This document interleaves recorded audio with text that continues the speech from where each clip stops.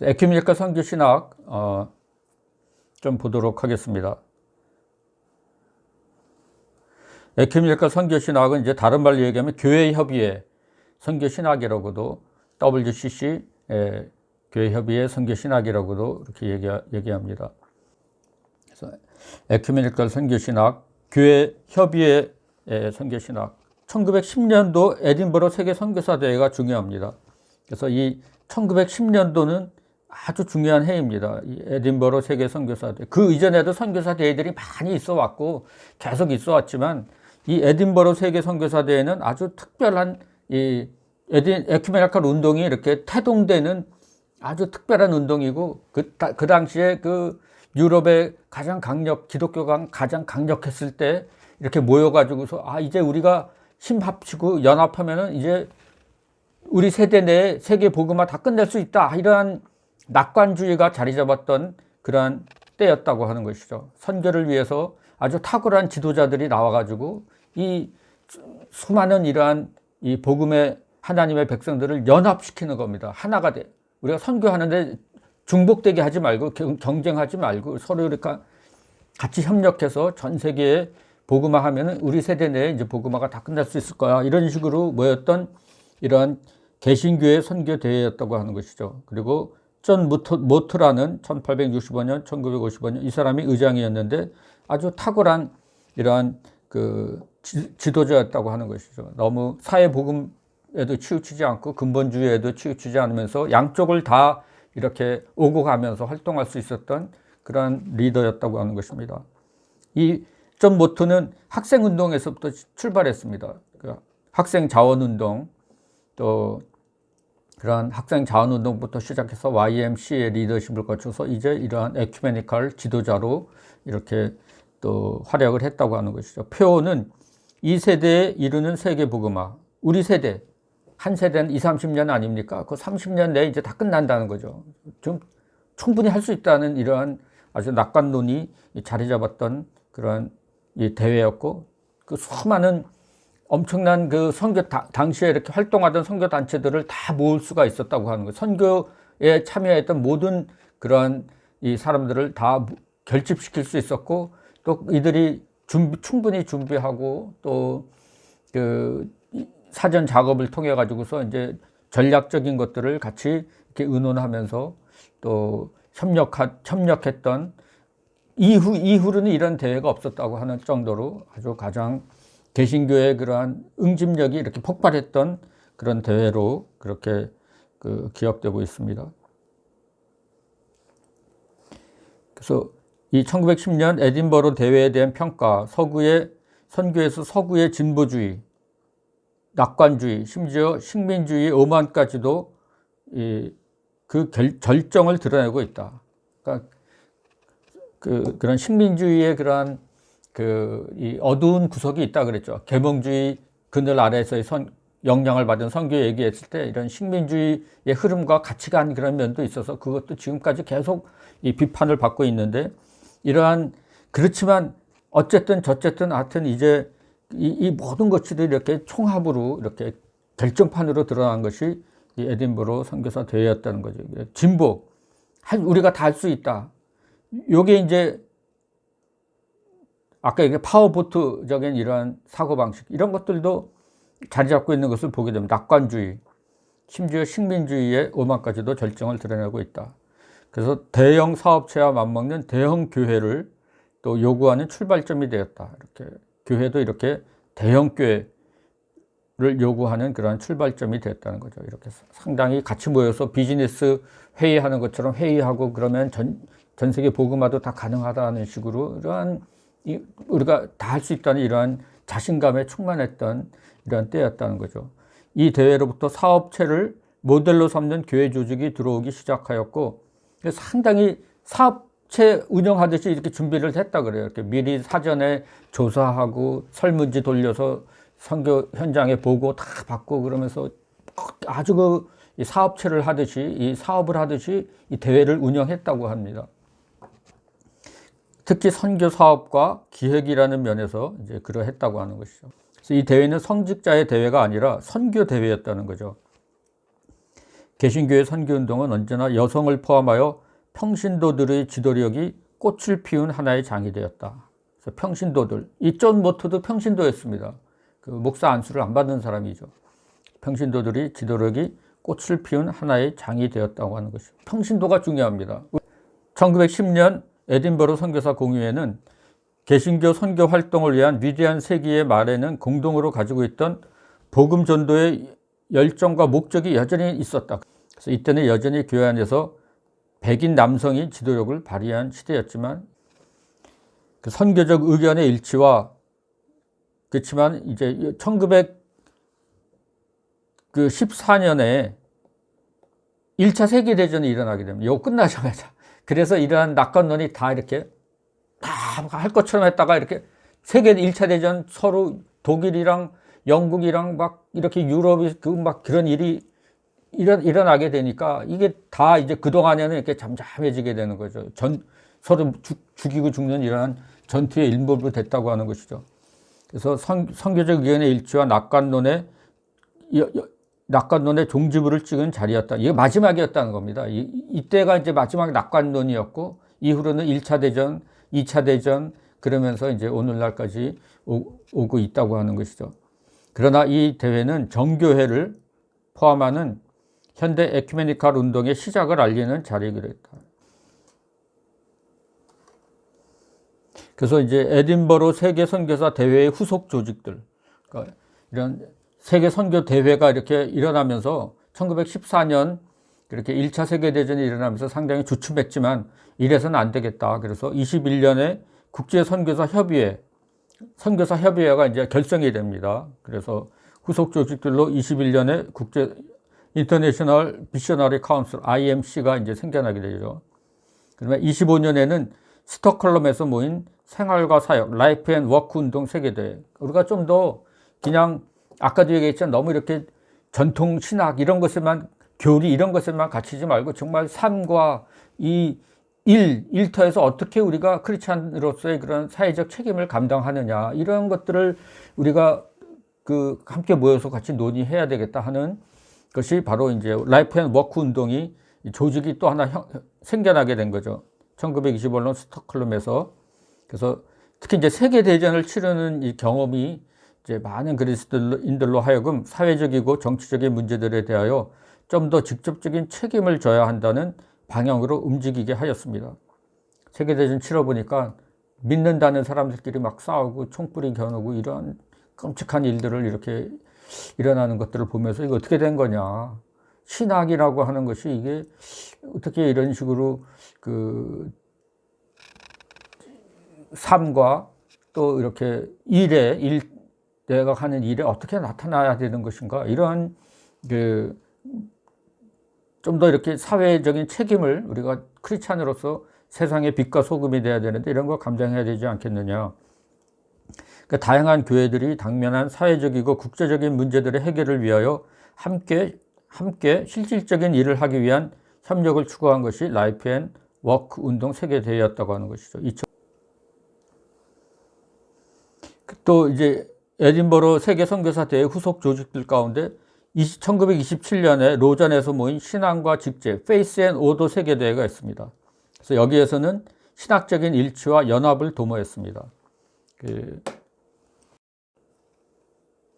그래서 요거를 이제 그림으로 나타내면 이런 식으로 이렇게 그림이 됩니다. 그래서 이게 이제 1910년도에 그 에딘버러 세계 선교사가 대회가 있고 이것이 이제 그 IMC가 제일 먼저 이제 1921년도 결성이 되고 그 다음에 그 라이프 앤 워크 세계 대회가 이렇게 두 번째로 나타나고 첫 번째, 그 다음에 세 번째가 이제 신앙과 직제라 그랬죠. 그래서 요 두 개가 먼저 이렇게 합칩니다. 1948년에 WCC가 형성이 되는 거죠. 그래서 1948년에 세계 교회 협의회가 이렇게 결성이 되는데 이때는 그 라이프 앤 워크, 그 생활과 봉사 또 여기 신앙과 직제 요 두 가지 요 조직이 이렇게 뭉쳐서 세계교회협의회가 1948년 암스테르담에서 열리게 되고 이제 IMC는 이제 따로 이렇게 꼭 진행이 됩니다. 그러다가 1961년 뉴델리 제3차 WCC 대회에서 IMC가 이제 WCC 속으로 이렇게 들어오게 됩니다. 산하에 CWME, Committee for World Mission and Evangelism, 세계 선교와 복음을 전도를 위한 위원회가 이렇게 결성이 됩니다. 그래서 이게 1961년에 이러한 이제 뉴델리에서 제3차 WCC 대회에서 요 세 가지 흐름이 다 이렇게 합쳐지게 돼. 요거는 이제 주일학교 운동이 또 하나의 이렇게 다른 주일학교 운동이 있었는데 이것도 이제 마지막에 WCC 쪽으로 이렇게 들어오게 된다고 하는 것이죠. 요 그림이 이제 유명한 그림인데 너무 이렇게 조금해서 잘 보이지 않을 겁니다. 대개 이렇게 흐름이 그렇게 같다는 것만 기억하시면 될 것 같습니다.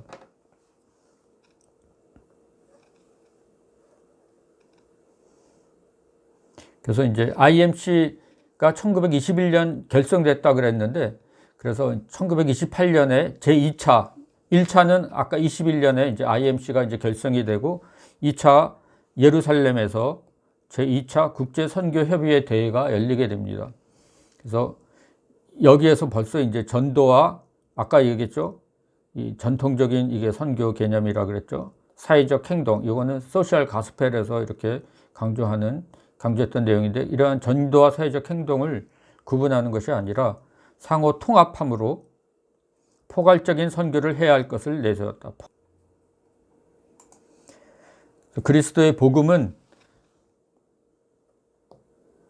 개인의 영혼을 위한 메시지만을 포함하는 것이 아니라 그들이 살고 있는 사회 조직과 경제 관계를 위한 메시지도 포함한다. 포괄적이라는 겁니다. 그러니까 영혼 구원은 당연히 중요한 거죠. 영혼 구원뿐만이 아니라 복음으로 하나님 나라가 통치가 임하고 이 세상 속에 하나님의 통치가 들어와서 이것이 마지막에 완성이 된다고 하는 이런 사회적인 그러한 그 의미도 함축하고 있다고 하는 것입니다.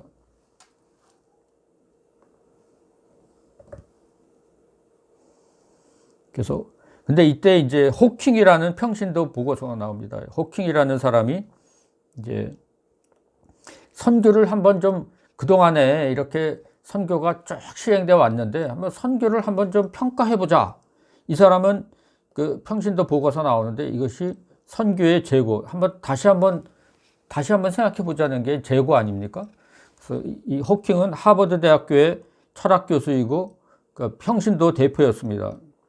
그래서 Rethinking Missions on Layman's Inquiry After 100 Years, 선교 100년이 지났는데 이제 평신도가 한번 이 100년 후에 한번 이것을 이렇게 질문해 보는 것입니다. 선교를 다시 생각해 보는 Rethinking Mission이죠. 1932년 나온 책. 이게 가장 계몽주의 영향을 가장 받아가지고 가장 선교에 대해서 가장 이렇게 부정적인 시각을 가지고 이렇게 바라본 그러한 그 글이라고 할 수가 있겠습니다. 가장 그 선교에 대해서 그 계몽주의 영향을 가장 많이 받고 쓴 이러한 글이라고 하는 것이죠. 그래서 1928년 예루살렘 회의를 뒤따라 북미의 7개 선교회들의 후원과 록펠러의 재정 지원으로 세계 선교에 대한 광범위한 연구가 이루어졌습니다. 그래서 여기에서 이제 이 호킹은 뭘 얘기했냐면 어떤 말씀 전파도 없이 말씀 전파를 다 빼자는 겁니다. 풍족하게 베풀고 사회 참여를 위해서 비기독교 단체들과도 진심으로 협력한다. 상당히 세속화된 이런 선교 개념을 주장한 것이었죠. 이게 아주 엄청난 파장을 일으키게 됩니다. 모든 종교인이 보편적인 진리를 추구한다는 생각과 사회 참여를 우선적으로 고려했습니다. 다른 종교들도 다 똑같이 진리를 추구하는 거기 때문에 우리가 다른 종교들하고도 다 같이 협력하고 같이 이 진리 추구하는 일을 하고 이 세계 평화를 위해서 같이 협력할 수 있다. 이러한 타 종교에 대해서 가장 우호적으로 보는 것이 이제 이 호킹의 이 관점이라고 하는 것이죠. 다른 종교를 어떻게 봐야 되느냐 하는 이러한 문제에 있어서 가장 그 프렌들리하게 우호적으로 본 것이 호킹의 그 보고서입니다. 그러니까 이 보고서가 나오니까 이제 이거 안 되겠다. 이게 그 에큐메니칼 진영이죠. 이건 너무 극단적이고 너무 과격한 견해이다. 그래서 이제 크레머한테 이러한 선교 제고가 나왔는데 타종교를 우리가 어떻게 봐야 하는지 좀 연구해서 좀 요 다음 대회에 좀 발표해 주기를 바랍니다. 이렇게 크레머한테 부탁을 하게 됩니다. 핸드릭 크레머. 이제 핸드릭 크레머는 어떻게 보면 발트 신학의 영향을 이제 많이 받은 사람인데, 그래서 크레머가 이러한 호킹 보고서는 정반대, 양 스펙트럼에 이렇게 타종교를 어떻게 봐야 되느냐, 양극단입니다. 호킹은 가장 타종교에 대해서 프렌들리하게 봐야 되고 같이 협력해야 되고 그들도 진리를 추구해야 되니까 그들에게 대해서 막 이 말씀 전파 다 빼고 이렇게 같이 좋은 거 나누는 식으로 이렇게 해야 된다고 하는 것이 호킹이라면, 이 핸드릭 크레머는 타종교와는 하나의 공통점도 없다. 하나의 그 일치되는 거 없으니까 철저하게 다른 거니까 이러한 타종교에 대해서 이런 식으로 우리는 그러한 것들에 대해서 하나님의 진리가 거기에 남아있다 이렇게 생각하고 그것과 협력하는 일을 하면 안 된다. 이런 식으로 양극단입니다. 이 극단 사이에 이제 우리가 이제 타종교를 어떻게 봐야 되나 하는 이런 것들을 앞으로 이제 이 종교 신학에서 이러한 내용도 이제 보게 됩니다.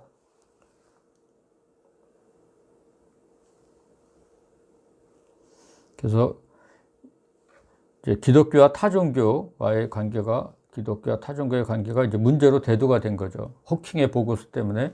그래서 크레머의 기독교 선교와 타종교 이 책을 쓰게 됩니다. 호킹의 그 보고서에 이렇게 대응하기 위해서 크리스찬 메시지 인 어 넌 크리스찬 월드. 그래서 모든 자연 신학을 거부하는 거죠. 자연 신학. 하나님이 이 자연을 통해서도 자신을 보여주셨다고 했는데 이걸 아예 그냥 다 거부해 버리는 겁니다.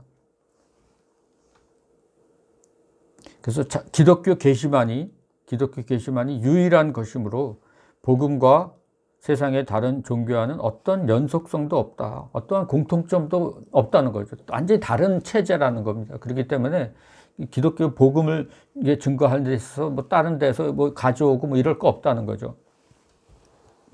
그래서 모든 교회가 이제 선교 현장 안에 있고 선교는 사회 참여는 물론 인격적 변화를 일으키는 것임을 이제 확인한 것이 이제 크레머라고 하는 것이죠.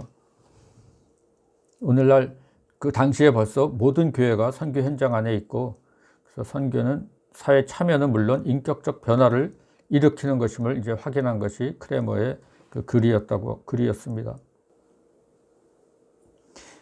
그래서 1947년 휘트비대에 캐나다 온타리오에 있는 휘트비에서 이제 47년이 되면은 2차 세계대전이 끝나면서 이제 또 한 번 또 이렇게 경량을 치르고 휘트비에서 이제 모이게 되는데, 이제는 주제는 순종하는 동반자 관계입니다. 파트너십 인 오비디언스.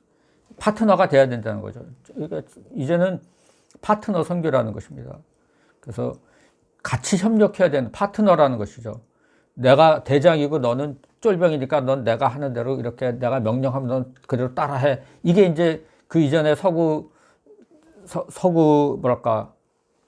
선교의 그런 눈에 보이지 않는 그러한 것들이 있었어요. 그래서 우리는 아버지이고 너희는 자식이고, 우리는 그 부모이고 너희는 자식이니까 우리가 신학이고 뭐고 다 갖다 주면 너희는 그대로 따라하면 된다. 이렇게 했는데, 그리고 선교사가 가면은 이제 평신도 그 선교 현장에 있는 지도자들은 이제 자식이니까 우리나라로 치면 내가 이제 담임 목사고 너는 이제 부교육자 이런 식으로 막 했던 것이 그 이전의 개념이라면 이제는 파트너십이라는 거죠. 이제는 동반자라는 것이고, 그래서 선교사가 이렇게 현지에 그러한 리더가 있으면 그 밑으로 들어갈 수도 있고 그 스텝으로 들어갈 수도 있고, 이런 식으로 이제 개념이 이제 바뀌는 거죠.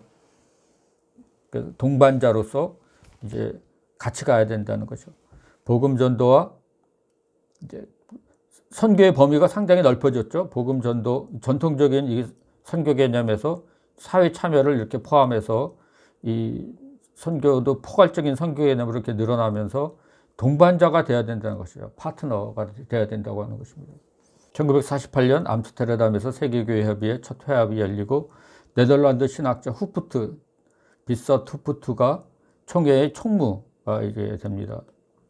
그래서 이 주제는 인간의 무질서와 하나님의 계획. 이 48년도라는 때가 그 세계 2차 대전이 끝나고 이제 그 교회 협의회가 그 결성이 된 거 아닙니까? 그래서 신앙과 직제와 생활과 사역 이 두 조직이 뭉쳐가지고서 이제 세계교회 연합회 첫 회의가 열리게 되었습니다. 인간의 무질서와 하나님의 계획. 그리고 1952년에 윌링겐 국제선교협의회 대회가 열리게 됩니다. 52년 윌링겐 국제선교협의회 대회는 아주 중요한 이 하나님의 선교, 미시오 데이 개념이 제시된 대회라는 거죠. 그래서 이 하나님의 선교의 개념은 칼바르트가 이제 이 얘기를 하나님이 일하시는 하나님이시다. 하나님이 주체라는 거죠. 하나님이 일하시고 찾아오시고 하나님이 지금 더 이 모든 것들을 주도하신다고 하는 것이 칼바르트의 그 사상이었습니다. 이제 그것을 그 개념, 그 칼바르트의 그 신학 사상을 이렇게 미시오 데이라는 개념으로 표현한 것만이 이제 칼 하르텐슈타인의 보고서에서 처음 나오게 되었다고 하는 것이죠. 그래서 칼 바르트는 최고의 조직신학자이기도 하지만 최고의 선교신학자라고 하는 것입니다. 그래서 그 아주 선교신학자로 누구를 가장 존경하느냐 하면은 칼 바르트를 꼽는 선교신학자들이 아주 많이 있습니다. 그래서 이때부터 시작해서 이 호켄다이크라는 이 신학자가 이제 나오게 되는데, 화란의 선교학자인 호켄다이크. 이 사람이 이제 60년대 아까 얘기했던 그러한 혁명의 시대, 과격파 이런 시대에 아주 그 돌풍을 몰아낸 주인공이 바로 호켄다이크입니다. 그래서 이 호켄다이크는 왜 선교를, Why Missions라는 주제 강연을 통해서 전통적으로 하나님 나라의 대리인으로서 교회의 역할을 부정하는 발언을 하게 된다.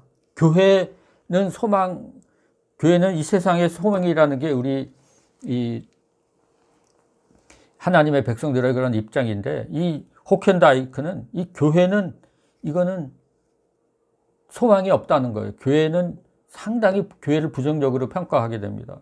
이 사람이 이런 관점을 갖게 된 게 이제 나치 치하에서 교회가 너무 무기력하게 침묵하고 이렇게 나치의 그러한 그 폭정하에서 아주 그냥 그 소리를 내지 못하고 이렇게 그 아주 굴종적으로 움직였기 때문에 이 교회는 교회에 대해서 굉장히 부정적인 견해를 이렇게 교회는 안 된다 이런 생각을 아주 강하게 가지고 있는 사람이 호켄다이크입니다.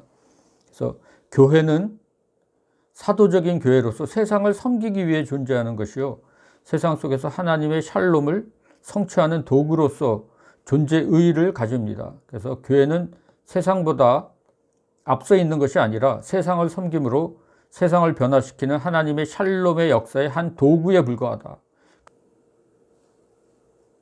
그래서 1958년 가나에서 이제 아직까지 IMC가 그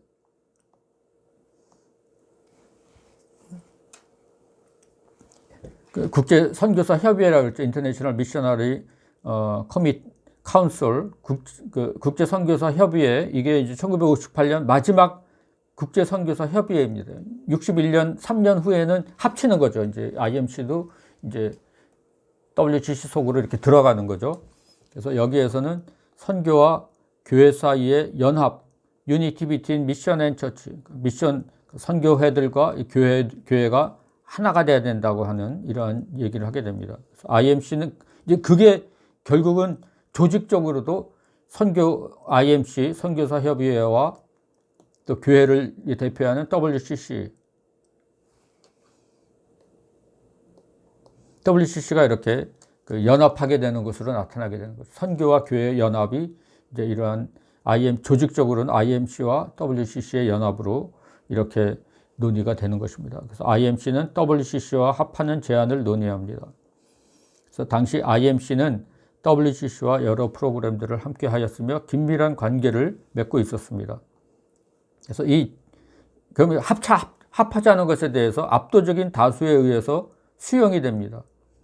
합해야지 당연히 교회와 선교가 같이 가야지 이게 따로따로 가면 안 되겠다. 그런데 이제 아까도 얘기했지만 여기에서 크게 두 가지 흐름이 있다 그랬죠. 이제 랄프 윈터처럼 두 구조가 필요하다. 하나님이 이러한 선교회라는 스트럭처와 교회라는 스트럭처 두 구조를 쓰셔서 역사하셨다는 게 이제 랄프 윈터고, 지금 이렇게 합하지 않은 사람들은 교회 속에 선교가 들어와야 된다는 것이죠. 그래서 요 두 가지 견해가 지금도 아주 계속 이렇게 강합니다. 교회가 선교를 해야 되니까 이 선교는 교회 속에 들어야 된다. 그런데 선교가 교회 속에 들어가면 선교가 죽는다. 선교 안 한다. 교회는 선교 안 한다. 그러니까 선교는 독립해서 있을 때 또 그 선교가 다시 일어난다는 거죠. 그게 이제 1791년 윌리엄 캐리도 선교회가 이렇게 필요하다고 얘기해서 개신교 선교가 일어났다 그러지 않았습니까? 그래서 이 문제에 대해서 이제 그 교회 중심적인 선교신학자가 있고 투 스트럭처를 얘기하는 선교신학자가 있고 이렇게 두 가지 흐름이 있는 것들을 볼 수 있습니다.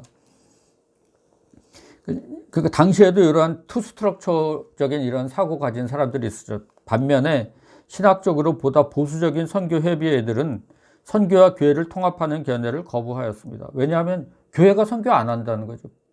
교회 속으로 들어가면 선교가 죽게 되고 다른 교회적인 어젠다에 의해서 선교가 이렇게 하나의 아주 구석으로 이렇게 밀려나게 된다는 것을 생각하면서 이렇게 합하면 안 된다는 사람도 있었다고 하는 것이죠. 그래서 그들은 선교적 자유를 보존하기 원했으며 교회의 권위와 의제에 의존하게 되는 것을 원하지 않았습니다. 그래서 이러한 요때 떨어져 나간 선교 단체들이 많이 있습니다. 그래서 이러한 떨어져 나간 선교 단체들이 또 장애자들끼리 모여서 복음주의 그러한 선교단체 협의회 같은 것들을 또 이렇게 결성을 하게 되는 거죠. 이렇게 해서 이제 에큐메니칼 진영과 이제 복음주의 진영이 이제 서서히 이렇게 나뉘어지는 것들을 우리가 볼 수가 있습니다.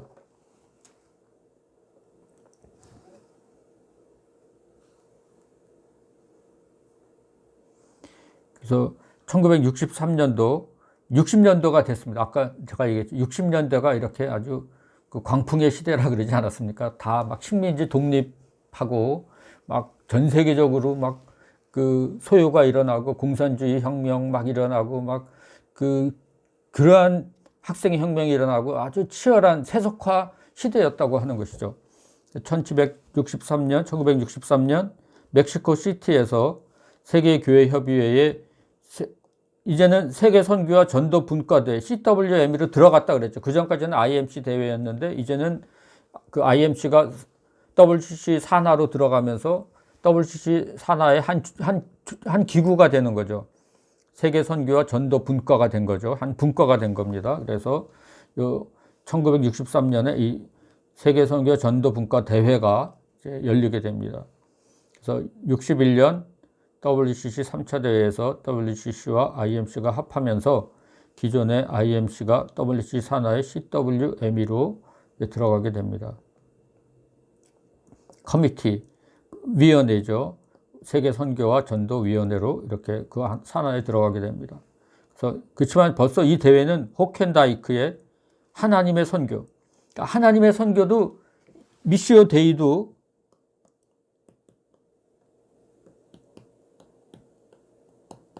이 어떻게 해석하느냐에 따라서 이렇게 두 가지로 나타납니다. 미시오 데이에서 해석할 때 교회를 아주 약화시키고 하나님이 세상에서 직접 역사하신다 하면은 이거는 이제 과격한 이 하나님 선교 개념이 되는 것이고, 하나님이 선교하시는데 교회를 부르셔서 교회를 통해서 또 이 하나님이 역사하신다 할 때 이것은 또 온건한 미시오 데이, 이렇게 해석이 이렇게 둘로 나뉘어지게 되는 거죠. 이거를 미시오 데이를 어떻게 해석하느냐에 따라서 이제 에큐메니컬 과격파가 될 수 있고, 또 아니면 온건파나 이제 복음주의 진영이서 이런 하나님 미시오 데이 해석이 달라지는 겁니다. 그래서 미시오 하나님의 선교라 그러면은 이 무조건 싫어하는 사람들이 있어요. 이거는 아주 그 과격한 그 호켄다이크식의 이런 하나님의 선교 개념 이렇게 생각하면은 복음주의자들이 이런 거 싫어하죠. 근데 그거는 아주 과격한 개념이라는 것입니다. 그래서 호켄다이크는 전통적인 교회의 회중 구조를 조악한 근본주의 개념의 산물로 보고 전통적인 이러한 교회는 아주 그냥 근본주의라는 겁니다. 그래서 교회는 세상을 향해 가는 구조가 되어서 세상 속에서 도시 갱생 프로그램이나 지역사회 개발 등 세속 프로그램에 적극 참여하여 하나님의 선교를 수행할 것을 촉구하였다는 것입니다. 그래서 이러한 교회는 의제는 세상이 정하는 겁니다. 세상이 이거 해야 된다 하면 교회는 그거 따라 해야 된다는 거죠. 이런 식으로 하나님, 세상, 교회 이러한 도식을 가진 것이 이제 호켄다이크의 하나님 선교 개념이라는 거죠.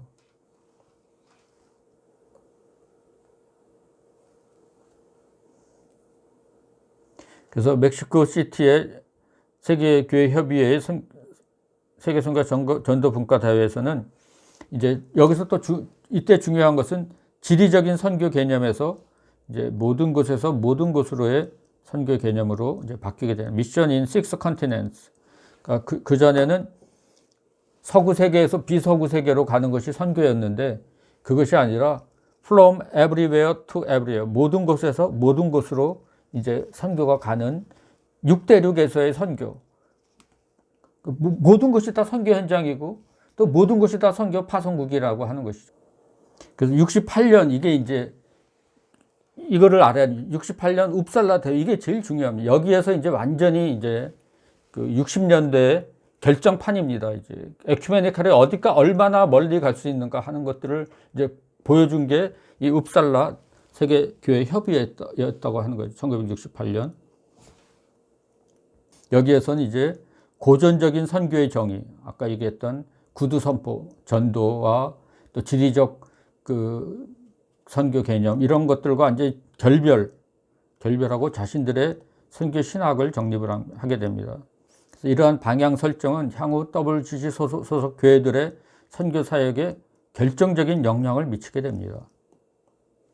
그래서 하나님은 여기에 의하면 하나님은 이 세상에서 직접 역사하신다는 겁니다. 직접 교회를 통하지 않고 직접 역사하시는데 하나님께서 교회를 통해서 이게 이제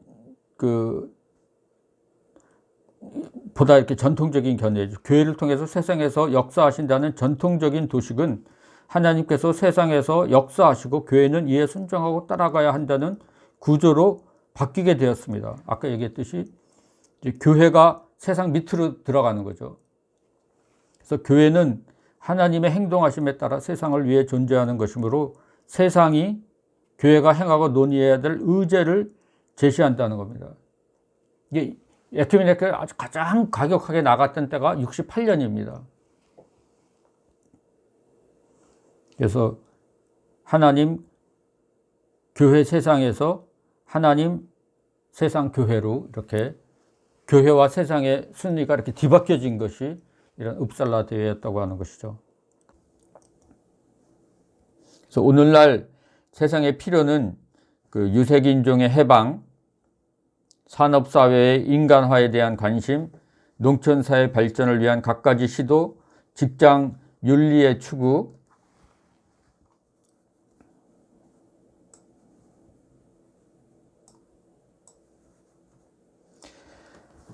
지적 정직함과 통합의 관심 등으로 이제 나타나고 있다고 하는 것이죠.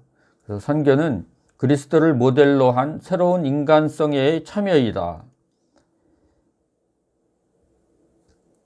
선교는 그리스도를 모델로 한 새로운 인간성에 이렇게 참여하는 것이다. 예수님께서 하셨던 것처럼 우리도 세상 속으로 이제 들어가야 된다고 하는 또 그런 세상의 필요 이런 것들이 의제라고 하는 것이죠. 이런 것들을 또 수행하는 것이 하나님의 선교라고 하는 것이죠.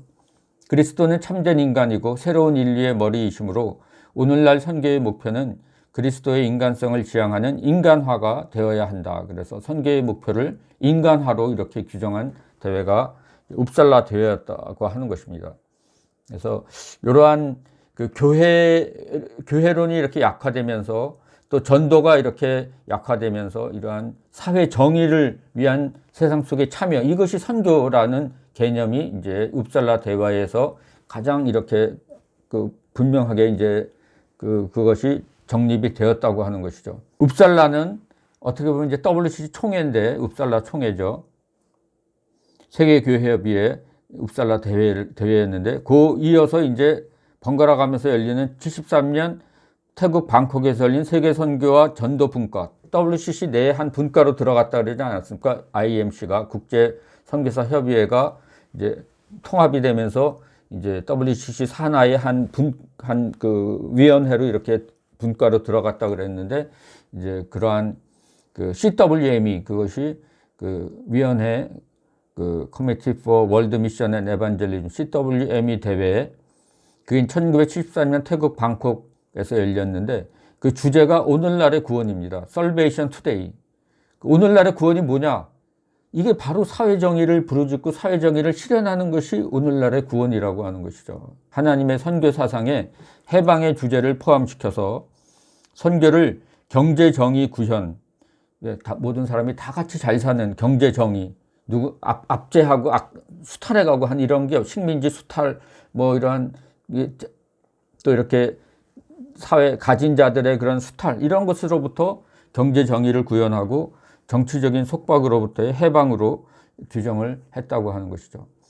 요 68년 웁살라 대회와 73년 방콕 대회가 가장 에큐메니컬 선교 신학이 가장 그 과격하게 이렇게 사회 정의를 부르짖는 쪽으로 가장 과격하게 이렇게 갔던 때이고, 전도는 거진 교회가 복음을 전하고 전통적인 선교 개념이죠. 복음을 구두로 선포하고 증거하고, 이거는 거진 사라져 버렸다고 하는 것이죠. 그래서 이제 여기에 대한 이러한 그 반발로 복음주의 대회도 막 따로 또 이렇게 결성돼서 또 따로 복음주의 또 자들의 모임이 또 따로 그게 이제 복음주의 그 로잔 운동이 이제 그래서 결성이 되고, 그러면서 이제 에큐메니칼 진영에서도 이제 반성이 이제 나오게 되고, 75년 이제 나이로비 대회, 나이로비 WCC 총회입니다. 75년 나이로비에서 개최된 WCC 총회에서는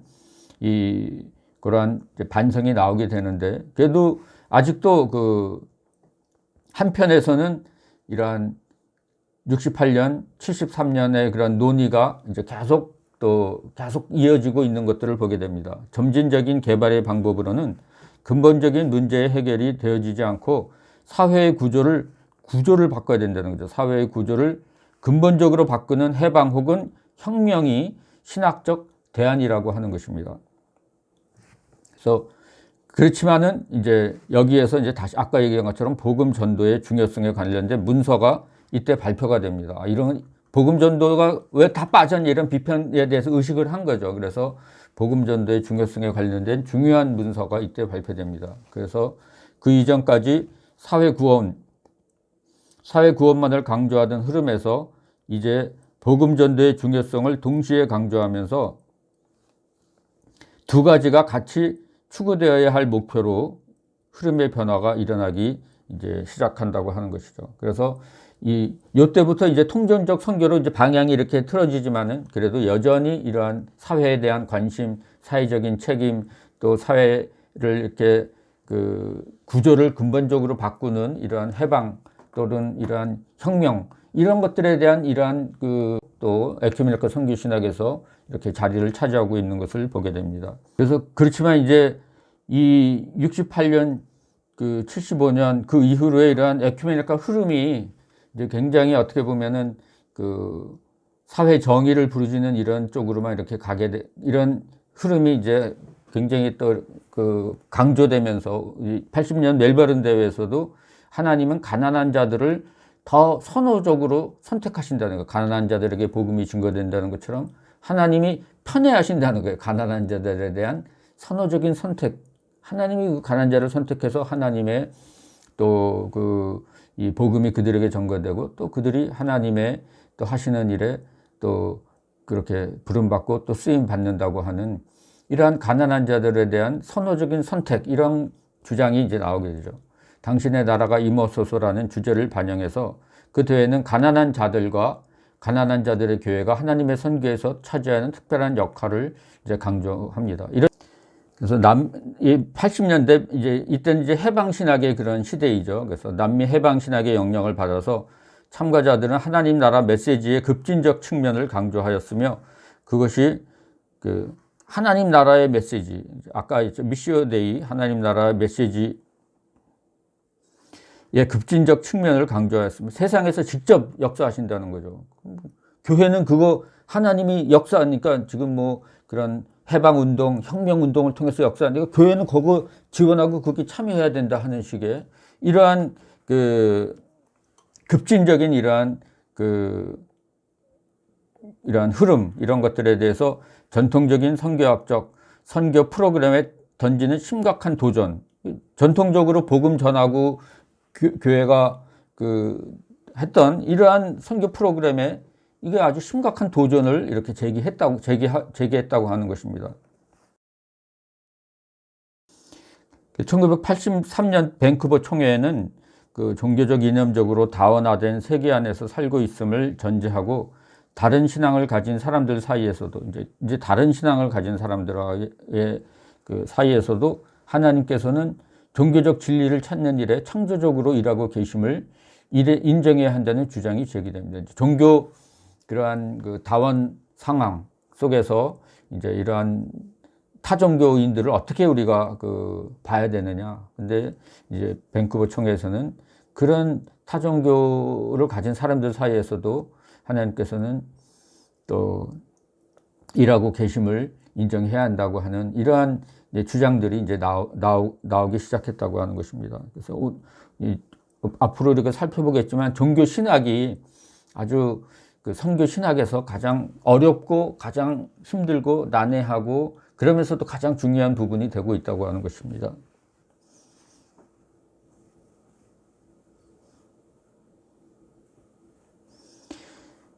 이 밴쿠버 총회에서는 가난한 자, 기본적인 인간의 존엄성, 정의와 평화, 경제적 재건, 기회와 질병의 퇴치를 위해 우리는 종교 이념을 달리하는 자들과 협력해야 한다는 것이죠. 협력, 타종교인들과 협력해야 한다는 것이죠.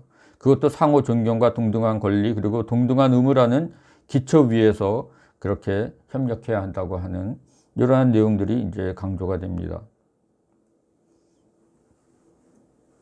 89년 샌안토니오 이제 CWME 대회에서는 그리스도의 방식으로 수행하는 선교, 미션 인 크라이스트 웨이, 그리스도의 방식으로 해야 된다. 우리가 그렇게 그리스도는 십자가를 지는 이러한 형태로 또 사역을 하셨는데 너무 우리가 군사력, 경제력이 있다고 이렇게 막 힘으로 하는 이런 선교를 수행하면 안 된다고 하는 것이죠.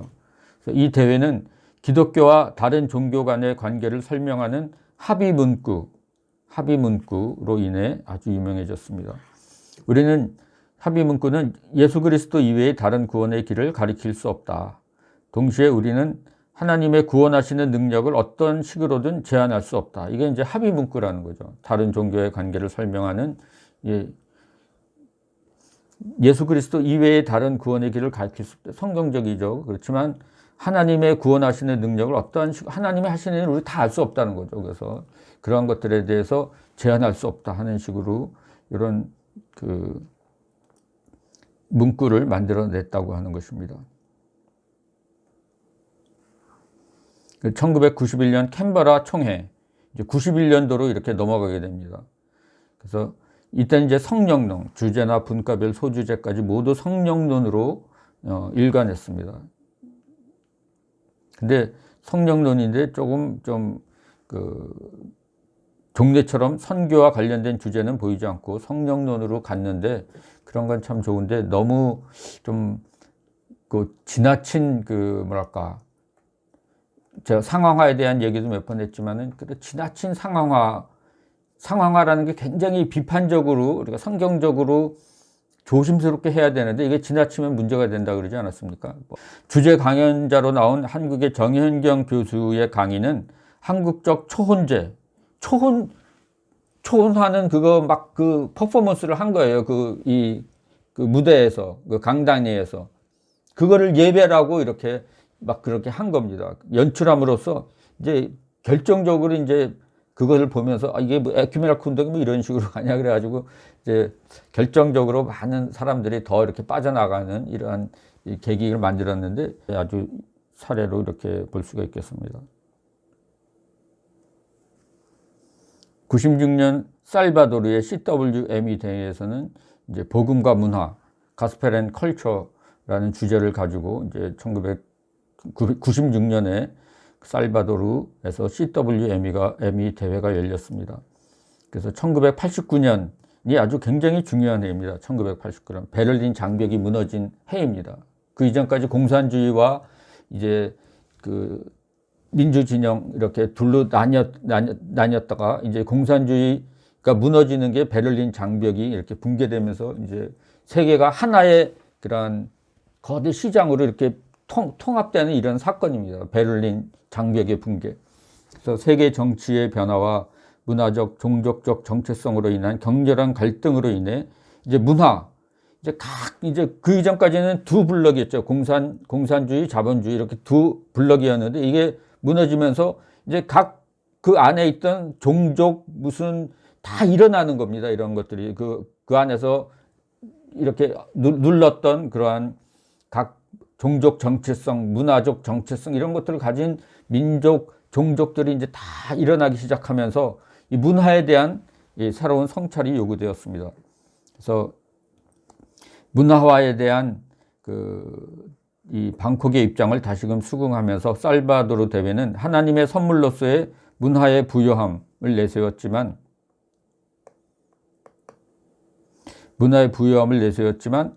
동시에 자신의 문화적 정체성을 수긍하는 한편 다른 정체성에 대해서도 개방적이어야 한다는 복음적 명령 또한 주장하였습니다.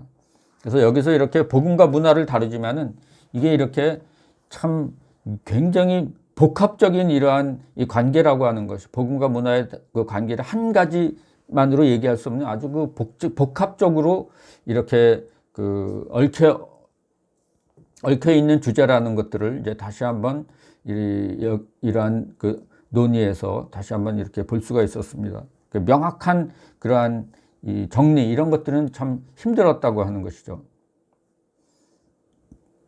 살바도르 대회는 모든 문화가 근본적으로 동일한 가치를 갖는 동시에 모호성을 갖는다는 점을 인정하였습니다. 문화와의 관계에 있어서 복음은 조명될 수 있지만 동시에 모호하게 될 수도 있다고 하는 것이죠. 제가 이제 상황화 얘기하면서 이러한 조금만 지나치면은 이게 오버 컨텍츄얼라이제이션 이단이 되고 혼합주의가 되는 거고 안 하면은 그거는 무상황화 지나친 것도 문제이지만 안 하는 것도 문제라 그랬잖아요. 아유 상황화 안 하고 그냥 가만히 전해받은 대로 그대로 전하면 되는 거 아니냐. 그거는 무상황화 이게 우리의 가장 큰 문제라고 하는 거죠. 무상황화 하면은 그러면은 전도도 안 하는 것이고 그러한 아예 그냥 은사와 달란트를 땅에 묻고 아무 일도 안 하는 겁니다. 그냥 그게 더 큰 위험이 될 수 있다고 하는 것이죠. 소가 없으면 외양간은 깨끗하지만 소의 힘으로 할 수 있는 일이 많으니라. 그러니까 문제 안 만들려면 이런 거 전도도 안 하고 이렇게 복음 증거도 안 하고 가만히 집안에 가만히 있으면 아무 문제 되는 거 없죠. 그렇지만 복음 전하려고 하기 위해서는 우리가 상황화를 해야 된다고 하는 그게 바로 비판적 상황화인데 그거 조금만 잘못하면은 이제 이단이 되고 혼합주의가 되고 그러한 지나친 상황화가 될 수 있다고 하는 것이죠. 그래서 선교하는 교회는 그들의 문화적 요소들을 수긍할 수도 있지만 동시에 다른 것들을 도전할 수도 있다. 이러한 정도에서 이렇게 살바도르 대회는 이렇게 정리를 하고 있다고 하는 것이죠. 1998년도 이제 하라레 짐바브웨에서 열린 하라레 총회에서는 하나님께로 돌아가자 소망 안에서 즐거워하라. 그래서 WCC 50년입니다. 이때 48년에 이제 WCC가 1차 대회가 열렸는데 그래서 회원교회들 함께 머무를 것에 대한 헌신을 갱신하였습니다. 대표들은 하라레가 아프리카 짐바브웨 그래서 아프리카 국가들과 이 유대라는 게 이제 참 중요합니다. 유대하는 거 누구랑 유대하느냐 우리 아까도 얘기했지만 한국 사람들은 가족 유대 그렇지만 오늘날에는 또 이웃과 유대 또 이러한 유대 연대 이런 것들을 이제 강조하지 않습니다. 에큐메니칼에서도 그래서 가난한 자들과의 유대 가난한 자들을 위한 교회 가난한 자들과 함께하는 교회 이 유대 연대 그다음에 교회들 사이의 연대 이런 것들이 이제 강조되고 있다고 하는 것입니다. 그리고 2005년도에 아테네에서 열린 CWME 대회에서는 성령이여 오셔서 치유하고 회복시키소서, 이제 성령론이 이제 계속 주제로 등장하는 것을 보게 됩니다. 그래서 흐름은 역시 성령론이라고 하는, 성령이여 오셔서 치유하고 회복시키소서. 선교에 대한 보다 겸손한 접근법입니다. 세상 속에서 이루어지는 하나님의 성령의 선교의 우선, 선교의 영이십니다. 그 선교만이 진실로 치유와 화해란 용어가 의미하는 바를 충만히 가져다 줄 수 있다. 그래서 이제 성령론에 대한 이렇게 아주 증가하는 에큐메니칼 진영에서도 성령론에 대해서 이렇게 관심이 증가하고 있는 것들을 이제 볼 수가 있습니다. 그래서 교회들의 특별한 부르심, 화해의 사신이 되어서 사람들이 하나님의 치유와 화해하는 은혜를 체험할 수 있는 공간을 세우고 새롭게 하고 확장시키는 것이 교회의 그 부르심이라고 하는 것을 또 얘기를 합니다. 그리고 2006년 포르토 알레그레, 브라질의 포르토 알레그레에서 WCC 총회가 또 열렸습니다. 그래서 하나님, 당신의 은총 가운데 세상을 변화시켜 주옵소서. 여태까지 모였던 모임 가운데 가장 다양한 사람들로 구성된 모임 중 하나였습니다. 전 세계에 도처에서 온 4,000명이 넘는 참가자들, 348개 멤버 교회들이 에큐메니칼 조직체와 그룹들, 그리고 대표들, 옵서버 방문객들로 이제 구성된 대회였다고 하는 것이죠. 이 총회에서는 하나의 교회로 부르심, 이란 새로운 문서를 작성합니다. WCC와 그 멤버 교회들로 하여금 일치, 보편성, 세례, 그리고 기도의 문제에 우선권을 두도록 권고하고 있습니다. 전체 모임에서 논의된 또 다른 핵심 이슈는 경제 정의, 기독교 정체성, 종교적 다원성, 그리고 선교에 대한 복음적 이해, 이런 것들이 이제 알레그레 총회에서 이제 논의가 되었다고 하는 것이죠. 그렇지만 아까 얘기했듯이 이제 에큐메니칼은 진영은 상당히 이런 동력을 상당히 잃고 이제 거진 그 힘을 잃은 상태에서 이렇게 좀 진행이 되어 나가고 있다고 하는 것이죠. 그래서 2010년도 이제 에딘버러 CWME 대회, 1910년도가 그 1차 에딘버러 세계 선교 공회가 열린 그때가 아닙니까? 그래서 2010년 100주년 기념 대회입니다. 2010년 그래서 100주년 기념 대회를 다시 에딘버러에서 이제 열게 되었죠. CWME 모임을 이제 에딘버러에서 갖게 되었다고 하는 것입니다. 그래서 선교에 대한 에큐메니칼 이해와 복음주의적 이해의 수렴. 그래서 여기서 벌써 이제 이러한 그 서로 이렇게 싸우지 말고 이러한 서로 이렇게 화해하자는 거죠. 에큐메니칼 이해와 복음주의적 이해의 수렴. 거진 이제 가까이 왔습니다, 이제는. 그래서 선교 역사에서 처음으로 기독교의 모든 전통과 글로벌 선교 활동가들의 대표들이 100주년을 기념하기 위해서 함께 모였습니다. 그래서 하나의 결과물로 그 대회는 공통의 부르심이라는 문서를 도출했습니다. 함께 우리가 다 부르심 받았다. WCC에 의해 수십 년간 옹호된 입장이 이제 다소 공통의 토대를 갖는 것을 이제 보게 됩니다.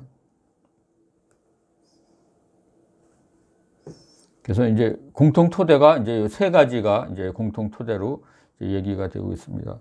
첫 번째가 미시오 데이는 선교의 공통 토대이다. 하나님이 선교하신다는 것에서 이제 그 출발하자고 하는 거죠. 여기에 대해서는 다 동의를 합니다. 그렇지만 조금 차이가 있다 그랬죠. 이렇게 그 에큐메니칼 진영에서도 호켄다이크처럼 과격한 사람은 교회론을 교회는 소망이 없다. 그러니까 교회를 빼고 미시오 데이, 하나님이 직접 세상에서 역사하신다 하는 이러한 쪽으로 선교적 미시오 데이를 해석했는데, 이제 복음주의권에서는 교회론을 강조하고, 또 에큐메니칼에서도 뉴비긴과 같이 이렇게 온건한 에큐메니칼 론자들은 그러한 이 교회론을 강조하면서, 그래서 이제 이 뉴비긴의 그러한 이 교회론이 결국 오늘날 선교적 교회론으로까지 지금 이렇게 흘러가고 있지 않습니까? 이러한 그 미시오 데이는 아주 중요한 선교의 공통 토대라고 하는 거예요. 하나님이 선교하신다는 거죠. 하나님이 우리보다 앞서서 선교하시고 그 결과로 이러한 교회가 생겨나고 또 오늘 이런 하나님의 말씀이 이렇게 기록되고 이런 것들이 그 오늘 선교의 공통 토대라고 하는 것이죠. 그리고 하나님의 나라가 선교의 공통 목표입니다. 하나님의 나라가 벌써 임했습니다. 예수 그리스도께서 이 땅에 오셔서 십자가에 달려 돌아가시고 또 사망 권세 깨뜨리고 부활하시고 또 승천하시면서 또 제자들에게 성령을 약속하시고 또 그 약속한 성령을 또 부어주시고 또 이제 그것이 이제 완성될 때 주님께서 돌아오실 때 완성된다고 하는 것이죠. 그래서 하나님 나라는 우리가 이미 맛볼 수가 있고 테이스트 할 수가 있고 그것을 또 하나님의 나라를 우리가 보여줘야 된다고 하는, 그리고 하나님의 통치가 임해서 이 교회 공동체가 이것들을 세상에 보여줘야 된다는 거죠. 쇼 윈도우처럼 또 하나의 이정표처럼 이것을 세상에 하나님의 나라를 보여줘야 되는 것이 교회라고 하는 것이죠. 이 부족한 교회지만 그 안에 이러한 복음이 담겨 있고 예수 그리스도께서 그 안에 그 머리가 되시고 성령께서 또 그 모임을 이끌어 가시기 때문에 이 교회는 또 이러한 하나님 나라를 또 보여주는 이러한 그 공동체라고 하는 것입니다. 그리고 또 도구라는 거죠. 하나님 나라가 이 땅에서 또 임하는 것들을 계속 증가하고 또 선포하고 또 이런 것들을 위해서 이제 쓰임 받는 이러한 도구가 된다고 하는 것입니다. 그래서 선교에 대한 또 총체적이라는 말과 통전적이라는 말이 이제 똑같은 말로 쓰고 있습니다. 그래서 통전적이라는 말과 총체적이라는 말을 이제 같이 생각하면 될 겁니다. 홀리스틱 선교를 전도와 이런 사회적 책임, 사회 정의를 부르짖는 것과 이런 것들을 이렇게 나눠서 한쪽만 했던 때가 있었는데 그게 아니라 이거는 나눌 수가 없다고 하는 것입니다. 같이 가야 된다는 것이죠. 말과 행동이 나뉠 수 있다고 생각하는 때가 있었는데 그거는 이분법이죠. 이원론적인 그 생각입니다. 말과 행동은 같이 간다는 것입니다.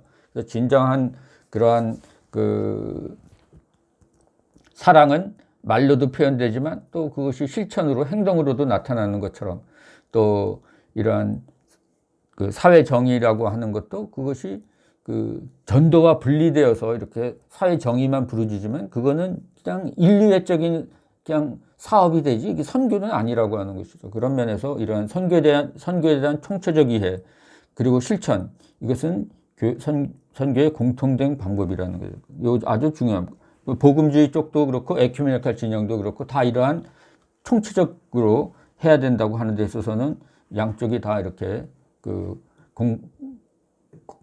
공감하고 있다고 하는 것이죠. 그래서 더 이상 선교의 우선성에 대한 논쟁은 존재하지 않는. 무엇이 더 우선적이냐? 그러니까 전통적인 선교하는 사람은 전도가 우선적이다. 이게 그리고 에큐메니칼 진영에서는 사회 참여가 우선적이다. 이런 논쟁은 이제 더 이상 존재하지 않는다고 하는 것입니다.